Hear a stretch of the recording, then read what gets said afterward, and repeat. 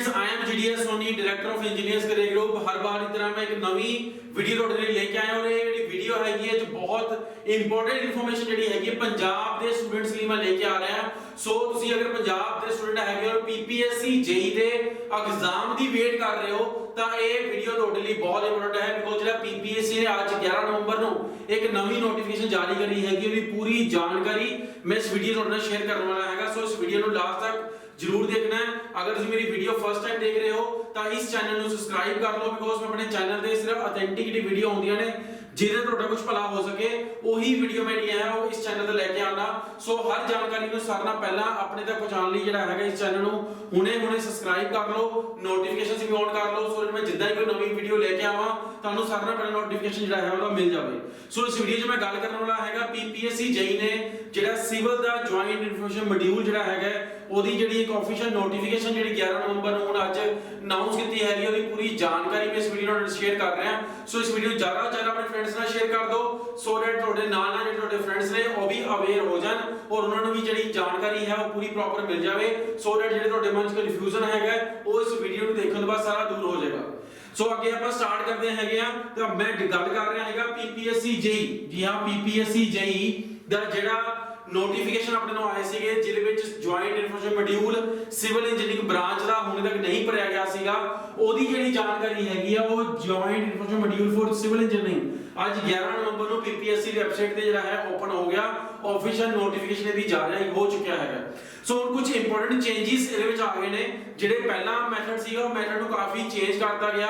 ਹੁਣ ਜਿੱਦਾਂ ਪਹਿਲਾਂ ਤੁਸੀਂ ਡਰਾਫਟ ਭਰ ਕੇ ਉਥੇ PPSC ਪਹੁੰਚਣਾ ਸੀਗਾ, ਹੁਣ ਇਹ ਕੁਝ ਨਹੀਂ ਕਰਨਾ ਹੈਗਾ। ਸਾਨੂੰ ਹੁਣ ਕੋਈ ਵੀ ਡਰਾਫਟ ਨਹੀਂ ਰਿਕੁਆਇਰਡ ਹੈ।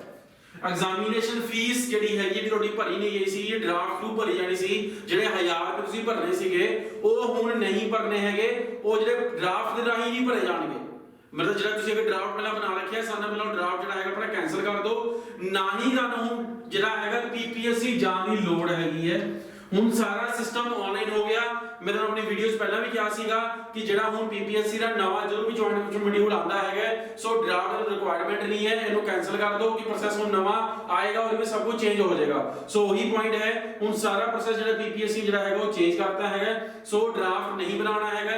ਕਿਸੇ ਵੀ ਬੱਚੇ ਨੇ, ਕਿਸੇ ਵੀ ਕੈਟਾਗਰੀ ਦੇ ਬੱਚੇ ਨੇ, ਕੋਈ ਵੀ ਬੱਚੇ ਨੇ ਕਿਸੇ ਤਰ੍ਹਾਂ ਦਾ ਕੋਈ ਵੀ ਡਰਾਫਟ ਰਿਕੁਆਇਰਡ ਨਹੀਂ ਹੈਗਾ। ਅਗਰ ਡਰਾਫਟ ਤੁਸੀਂ ਹੁਣ ਤੱਕ ਰੀਇਸ਼ੂ ਕਰਵਾ ਰਹੇ ਹੋ ਜਾਂ ਉਹਨੂੰ ਰੀਨਿਊ ਕਰਵਾਉਂਦੇ ਜਾ ਰਹੇ ਹੋ ਜਾਂ ਹੁਣ ਤੁਸੀਂ ਸੰਭਾਲ ਕੇ ਰੱਖਿਆ ਹੋਇਆ ਤਾਂ ਬੈਂਕ ਜਾ ਕੇ ਉਹਨੂੰ ਸਾਰਾ ਪਹਿਲਾਂ ਕੈਨਸਲ ਕਰਵਾ ਦਿਓ ਕਿਉਂਕਿ ਉਹ ਤੁਹਾਡੇ ਅੱਗੇ ਹੁਣ PPSC ਕਿਤੇ ਵੀ ਕੰਮ ਨਹੀਂ ਆਉਣ ਵਾਲਾ ਹੈਗਾ। ਸਿੰਪਲ। ਅੱਗੇ ਸੈਕੰਡਰੀ ਗੱਲ ਹੈਗੀ ਆ, ਹੁਣ ਤੁਸੀਂ ਉਹ ਫੀਸ ਭਰਨੀ ਕਿਦਾਂ ਹੈਗੀ ਹੈ। ਜਿਹੜੀ 1000 ਰੁਪਏ ਫੀਸ ਸੀਗੀ 1000 ਐਗਜ਼ਾਮੀਨੇਸ਼ਨ ਫੀਸ ਸੀਗੀ ਇੱਕ ਜਿਹੜੀ 1000 ਰੁਪਏ ਆਪਾਂ ਪੇ ਕਰਨੀ ਸੀਗੀ, ਇਹ 1000 ਰੁਪਏ ਹੁਣ ਤੁਹਾਡੇ SBI ਦੇ ਕੋਈ ਵੀ ਨੇਅਰ SBI ਦੀ ਬ੍ਰਾਂਚ ਹੈ ਤੁਸੀਂ ਉੱਥੇ ਜਾ ਕੇ ਭਰ ਸਕਦੇ ਹੋ। ਇਹ ਹੁਣ ਫੀਸ ਭਰੀ ਕਿਦਾਂ ਜਾਏਗੀ, ਤੁਸੀਂ ਆਨਲਾਈਨ ਜਾਣਾ ਹੈ PPSC ਦੀ ਵੈਬਸਾਈਟ ਤੇ, PPSC ਵੈਬਸਾਈਟ ਜਾ ਕੇ ਜੁਆਇੰਟ ਇਨਫੋਰਮੇਸ਼ਨ ਮੋਡਿਊਲ ਦੀ ਫਾਈਲ ਪੂਰੀ ਡਾਊਨਲੋਡ ਕਰ ਲੈਣੀ ਹੈ।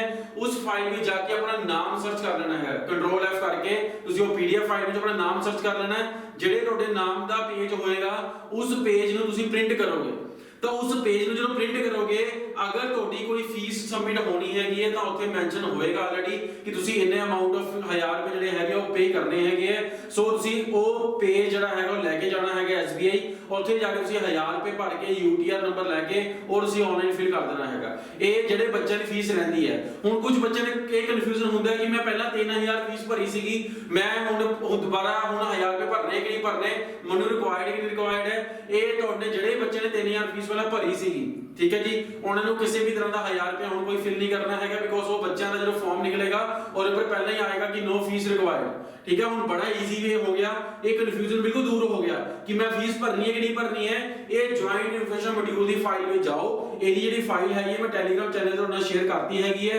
ਟੈਲੀਗ੍ਰਾਮ ਚੈਨਲ ਤੇ ਜਾ ਕੇ ਤੁਸੀਂ ਉਹ ਡਾਊਨਲੋਡ ਕਰਕੇ ਆਪਣੀ ਸਰਚ ਕਰਕੇ ਔਰ ਆਪਣਾ ਨਾਮ ਸਰਚ ਕਰਕੇ ਉਹਦਾ ਪ੍ਰਿੰਟ ਕੱਢ ਕੇ ਉਹਨੂੰ ਜਿਹੜਾ ਹੈਗਾ ਉਹਦੀ ਫੀਸ ਭਰ ਕੇ ਭਰਨੀ ਹੈ ਜਾਂ ਨਹੀਂ ਭਰਨੀ ਤੁਹਾਡੇ ਜੁਆਇੰਟ ਇਨਫੋਰਮੇਸ਼ਨ ਮੋਡਿਊਲ ਤੇ ਮੈਂਸ਼ਨ ਹੈਗਾ। ਅਗਰ ਤੁਸੀਂ ਫੀਸ ਭਰੋਗੇ ਤਾਂ ਨੀਅਰ SBI ਦੇ ਕਿਸੇ ਬ੍ਰਾਂਚ ਵਿੱਚ ਜਾ ਕੇ ਭਰ ਦਵੋ। ਅਗਰ ਨਹੀਂ ਭਰਨੀ ਹੈ ਜਾਂ ਫੀਸ ਤੁਸੀਂ ਭਰਤੀ ਹੈ, ਦੋਨੋਂ ਕੇਸਿਸ ਵਿੱਚ ਇੱਕ ਗੱਲ ਬੜੀ ਇੰਪੋਰਟੈਂਟ ਧਿਆਨ ਰੱਖਣਾ ਕਿ ਜੁਆਇੰਟ ਇਨਫੋਰਮੇਸ਼ਨ ਮੋਡਿਊਲ ਜਿਹੜਾ ਤੁਸੀਂ ਪ੍ਰਿੰਟ ਕੱਢਣਾ ਹੈ। ਜਿਹੜਾ ਪਹਿਲਾਂ ਆਪਾਂ ਕੀ ਕਰਨਾ ਸੀਗਾ, ਪ੍ਰਿੰਟ ਕੱਢ ਕੇ ਡਰਾਫਟ ਲਗਾ ਕੇ PPSC ਨੂੰ ਭੇਜਣਾ ਸੀਗਾ ਜਾਂ PPSC ਜਾ ਕੇ ਦੇ ਕੇ ਆਣਾ ਸੀਗਾ। ਹੁਣ ਕੁਝ ਨਹੀਂ ਕਰਨਾ, ਉਹ ਜੁਆਇੰਟ ਇਨਫੋਰਮੇਸ਼ਨ ਮੋਡਿਊਲ ਜਿਹੜਾ ਹੈਗਾ ਸਿਰਫ ਆਪਣੇ ਰੈਫਰੈਂਸ ਲਈ ਆਪਣੇ ਕੋਲ ਰੱਖ ਲਓ। ਉਹਨਾਂ ਲਿਖਿਆ ਹੋਇਆ ਹੈ ਫਿਊਚਰ ਪ੍ਰੋਸੈਸ ਲਈ ਜਿਹੜਾ ਹੈਗਾ ਰੱਖ ਲਓ, ਹੋ ਸਕਦਾ ਹੁਣ ਉਹ ਕੀ ਕਰਨ, ਜਦੋਂ ਐਗਜ਼ਾਮ ਸੈਂਟਰ ਅਨਾਉਂਸ ਕਰਨ ਤਾਂ ਤੁਹਾਡੇ ਐਗਜ਼ਾਮ ਸੈਂਟਰ ਵਿੱਚ ਤੁਹਾਨੂੰ ਸਬਮਿਟ ਕਰਨਾ ਪੈ ਜੇ। ਸੋ ਉਹਦੀ ਕਾਪੀ ਜਿਹੜੀ ਹੈਗੀ ਉਹ ਜ਼ਰੂਰ ਆਪਣੇ ਕੋਲ ਰੱਖ ਲੈਣਾ, ਓਰੀਜਨਲ ਰੱਖ ਲੈਣਾ, 2-3 ਦੀ ਫੋਟੋਕਾਪੀ ਵੀ ਕਰਵਾ ਕੇ ਆਪਣੇ ਕੋਲ ਰੱਖ ਲੈਣਾ ਕਿ ਇਨ ਫਿਊਚਰ ਤੁਹਾਡੇ ਰਿਕਾਰਡ ਵਿੱਚ ਰਵੇ, ਕਿਉਂਕਿ ਹੋ ਸਕਦਾ ਡਾਕੂਮੈਂਟ ਵੈਰੀਫਿਕੇਸ਼ਨ ਦੇ ਟਾਈਮ ਤੇ ਮੰਗ ਲੈਣ ਜਾਂ ਕਿਸੇ ਵੀ ਤਰ੍ਹਾਂ ਨਾਲ ਉਹ ਤੁਹਾਨੂੰ ਮੰਗ ਸਕਦੇ ਹੈਗੇ ਨੇ। ਸੋ ਕਾਪੀ ਸੰਭਾਲ ਕੇ ਜ਼ਰੂਰ ਰੱਖ ਲੈਣਾ, ਬਟ ਪੀਪੀਐਸਸੀ ਨੂੰ ਭੇਜਣੀ ਬਿਲਕੁਲ ਨਹੀਂ ਹੈਗੀ। ਉਹ ਕਾਪੀ ਹੁਣ ਤੁਹਾਡੇ ਕੋਲ ਹੀ ਰਹਿਣੀ ਹੈਗੀ। ਜਿਹੜੇ ਪਹਿਲਾਂ ਸੀਗਾ ਕਿ ਪੀਪੀਐਸਸੀ ਨੂੰ ਜਾ ਕੇ ਸਬਮਿਟ ਕਰਕੇ ਆਣਾ, ਉਹ ਹੁਣ ਸਾਰਾ ਸਿਸਟਮ ਖਤਮ ਹੋ ਗਿਆ। ਠੀਕ ਹੈ ਜੀ। ਇਹ ਜਿਹੜਾ ਸਾਰਾ ਪ੍ਰੋਸੈਸ ਕਰਨ ਦੀ ਲਾਸਟ ਡੇਟ ਹੈਗੀ ਹੈ ਉਹ ਸਾਨੂੰ ਦਿੱਤੀ ਉਹਨੇ 26 ਨਵੰਬਰ। 26 ਨਵੰਬਰ ਤੱਕ ਤੁਸੀਂ ਇਹ ਪ੍ਰੋਸੈਸ ਆਪਣਾ ਕੰਪਲੀਟ ਕਰਨਾ ਹੈ। ਜਿਨ੍ਹਾਂ ਦੇ ਉੱਪਰ ਇਹ ਲਿਖਿਆ ਹੋਊਗਾ ਕਿ ਨੋ ਫੀਸ ਰਿਕਵਾਇਰਡ, ਉਹਨਾਂ ਨੂੰ ਕੁਝ ਨਹੀਂ ਕਰਨਾ ਹੈ। ਉਹਨਾਂ ਨੇ ਸਿਰਫ ਇੱਕ ਹੀ ਕੰਮ ਕਰਨਾ ਹੈਗਾ ਕਿ ਪੜ੍ਹਨਾ ਸਟਾਰਟ ਕਰ ਦੇਣਾ ਹੈਗਾ।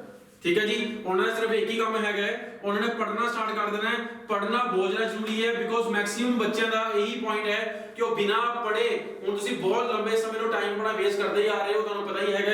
ਮੈਂ ਤੁਹਾਨੂੰ ਡਿਫਰੈਂਟ ਵੀਡੀਓਜ਼ ਵਿੱਚ ਤੁਹਾਨੂੰ ਮੈਂ ਕਹਿੰਦਾ ਰਿਹਾ ਕਿ ਪੇਪਰ ਦਾ ਪੱਕਾ ਹੋਣਾ ਹੈ, ਜਿਹਦਾ ਨੋਟੀਫਿਕੇਸ਼ਨ ਜਾਰੀ ਹੋਏਗਾ ਐਗਜ਼ਾਮ ਪੱਕਾ ਹੋਏਗਾ।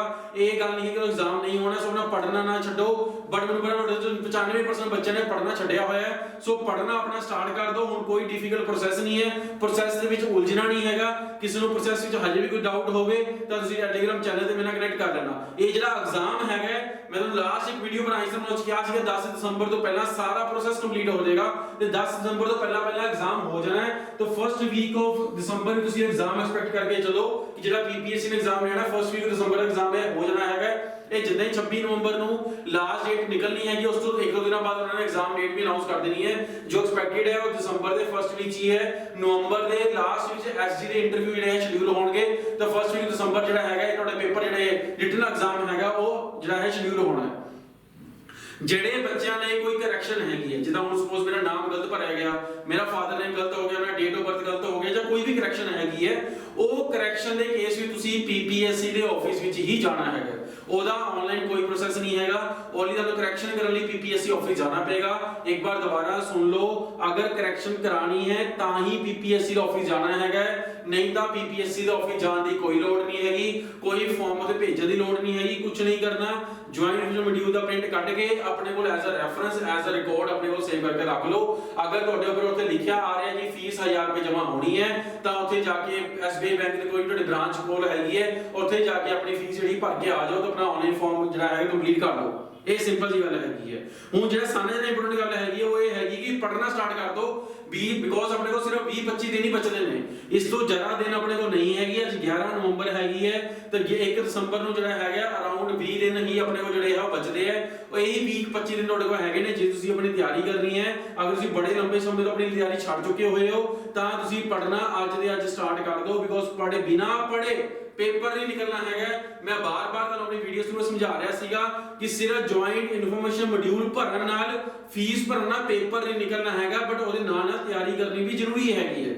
ਸੋ ਤਿਆਰੀ ਆਪਣੀ ਕਰੋ। ਹੁਣ ਟਾਈਮ ਤਾਂ ਬਹੁਤ ਘੱਟ ਰਹਿ ਗਿਆ, ਹੁਣ ਤਾਂ ਸਿਰਫ ਰਿਵੀਜ਼ਨ ਹੀ ਹੋ ਸਕਦੀ ਹੈਗੀ ਜਾਂ ਟੈਸਟ ਤੁਸੀਂ ਜਿਹੜੇ ਹੈ ਟੈਸਟ ਸੀਰੀਜ਼ ਦੇ ਸਕਦੇ ਹੈਗੇ ਹੋ। ਤਾਂ ਤੁਸੀਂ ECG ਦੀ ਆਨਲਾਈਨ ਟੈਸਟ ਸੀਰੀਜ਼ ਜਿਹੜੀ ਹੈਗੀ ਉਹ ਜੁਆਇਨ ਕਰ ਸਕਦੇ ਹੋ। ਸਾਡਾ ਆਨਲਾਈਨ ਆਲਰੇਡੀ ਜੇ ਟੈਸਟ ਸੀਰੀਜ਼ ਹੈ, ਤੁਹਾਡੇ ਜਿਹੜਾ PPSC ਦਾ ਐਗਜ਼ਾਮ ਹੈਗਾ JEE ਦਾ, ਜਿਹਦੇ ਵਿੱਚ ਨਵੇਂ ਟੌਪਿਕ ਐਡ ਹੋਏ ਸੀਗੇ, ਰਿਪੇਅਰ ਮੇਨਟੇਨੈਂਸ, ਜਿਹੜੇ ਹੋਰ ਟੌਪਿਕ ਵੀ ਕੁਆਲਿਟੀ ਸਰਵੇ, ਅਰਥਕੁਇਕ ਇੰਜੀਨੀਅਰਿੰਗ ਜਿਹੜਾ ਐਡ ਹੋਇਆ ਸੀਗਾ, ਆਨਲਾਈਨ ਟੈਸਟ ਵੀ ਆਨਲਾਈਨ ਅਵੇਲੇਬਲ ਨੇ।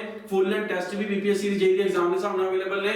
ਸੋ ਟੈਸਟ ਪਲਾਨ ਕਰ ਆਪਣੇ ਜਿਹੜੇ ਹੈਗੇ ਟੈਸਟ ਸੀਰੀਜ਼ ਬਾਏ ਕਰਕੇ ਆਪਣਾ ਉਹਨੂੰ ਅੱਜ ਸਬਸਕ੍ਰਾਈਬ ਕਰਕੇ ਵੀ ਟੈਸਟ ਜਿਹੜੇ ਹੈਗੇ ਉਹ ਦੇਣੇ ਸਟਾਰਟ ਕਰ ਲਓ। ਔਰ ਇਹ ਨਾਲ ਦੇ ਨਾਲ ਹੀ ਆਪਾਂ ਜਿਹੜਾ ਹੈਗਾ ਇੱਕ ਪ੍ਰੈਕਟਿਸ ਬੈਚ ਦਾ ਅਨਾਉਂਸ ਕਰ ਰਹੇ ਹੈਗੇ ਆ। ਪ੍ਰੈਕਟਿਸ ਬੈਚ ਜਿਹੜਾ ਹੈਗਾ ਉਹ ਚੰਡੀਗੜ੍ਹ ਸੈਂਟਰ ਵਿੱਚ ਵੀ ਅਵੇਲੇਬਲ ਹੋਏਗਾ ਔਰ ਆਨਲਾਈਨ ਮੋਡ ਵਿੱਚ ਵੀ ਅਵੇਲੇਬਲ ਹੋਏਗਾ। ਸੋ ਇਹਦੀ ਜਾਣਕਾਰੀ ਲਈ ਤੁਸੀਂ ਸਾਡੇ ਹੈਲਪਡੈਸਕ ਨੰਬਰ 9855754442 ਤੇ ਜਾ ਕੇ ਪੂਰੀ ਜਾਣਕਾਰੀ ਲੈ ਸਕਦੇ ਹੈਗੇ ਹੋ। ਇਹ ਪ੍ਰੈਕਟਿਸ ਬੈਚ ਸਿਰਫ PPSC JEE ਦੇ ਹਿਸਾਬ ਨਾਲ ਹੀ ਚੱਲਣਾ ਹੈਗਾ।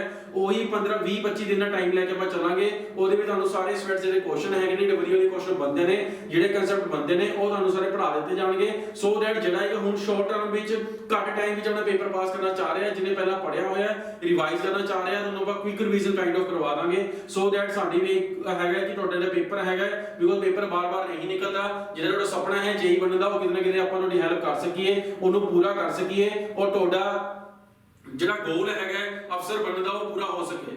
ਸੋ PPSC ਨੇ ਆਫੀਸ਼ੀਅਲ ਨੋਟੀਫਿਕੇਸ਼ਨ ਜਾਰੀ ਕਰਤੀ ਹੈ। ਸੋ ਕਿਸੇ ਨੇ ਵੀ ਹੁਣ PPSC ਆਫਿਸ ਨਹੀਂ ਜਾਣਾ, ਕੋਈ ਟਾਈਮ ਵੇਸਟੇਜ ਨਹੀਂ ਹੈ। 100% टाइम अपना पढ़न में डिवोट कर दो। अगर ऑलरेडी जॉब कर रहे हो तो छुट्टियां ले लो, कुछ भी कर लो, उधर बिना पढ़े पेपर टेस्ट करन ना जाना, बिकॉज बार-बार मौका नहीं मिलना। यही एक मौका हैगा जिहदे तुसीं नौकरी लै सकदे हैगे हो। यही जिहड़ा मौका है ये ना गवा देना कि पहला मैं पेपर जाके दे के आऊंगा। ये सारा टाइम ना अपना वेस्ट इस कम कर देना। अपनी टेस्ट सीरीज जिहड़ी हैगी ज्वाइन करो। टेस्ट सीरीज ज्वाइन करन तो बाद अपना जिहड़ा अगर तुसीं प्रैक्टिस बैच में ज्वाइन करना हैगा तुसीं वो भी ज्वाइन कर सकदे हैगे हो। स्पेशली पीपीएससी लिए ਆਪਾਂ ਅਨਾਉਂਸ कर रहे हैं। फर्दर अगर ਤੁਹਾਨੂੰ कोई भी जानकारी चाहिए है ਜਿਹੜੀ ਤੁਹਾਨੂੰ जानकारी इस वीडियो 'ਚ नहीं मिली ਤਾਂ ਉਹਦੇ ਲਈ ਤੁਸੀਂ ਟੈਲੀਗ੍ਰਾਮ ਚੈਨਲ ਤੇ ਮੇਰੇ ਨਾਲ ਜੁੜੇ ਰਹੋ, ਜਿਹਦਾ ਪਿਛਲੇ ਬੜੇ ਲੰਬੇ ਸਮੇਂ ਤੁਸੀਂ ਮੇਰੇ ਨਾਲ ਜੁੜੇ ਹੋਏ ਹੋ। ਅੱਗੇ ਜੁੜੇ ਰਹੋ, ਤੁਹਾਡੇ ਕੁਐਰੀਜ਼ ਜਿਹੜੇ ਆਨਸਰ ਮੈਂ ਉੱਥੇ ਕਰਦਾ ਰਹਾਂਗਾ ਔਰ ਨਵੀਂ ਵੀਡੀਓ ਨਵੀਂ ਇਨਫੋਰਮੇਸ਼ਨ ਜਿਹੜੀ ਪੀਪੀਐਸਸੀ ਜੇਈ ਦੀ ਐਗਜ਼ਾਮ ਦੀ ਹੈ ਉਹ ਤੁਹਾਨੂੰ ਮੈਂ ਇਸ ਵੀਡੀਓ ਵਿੱਚ ਦਿੰਦਾ ਰਹਾਂਗਾ। Thank you very much.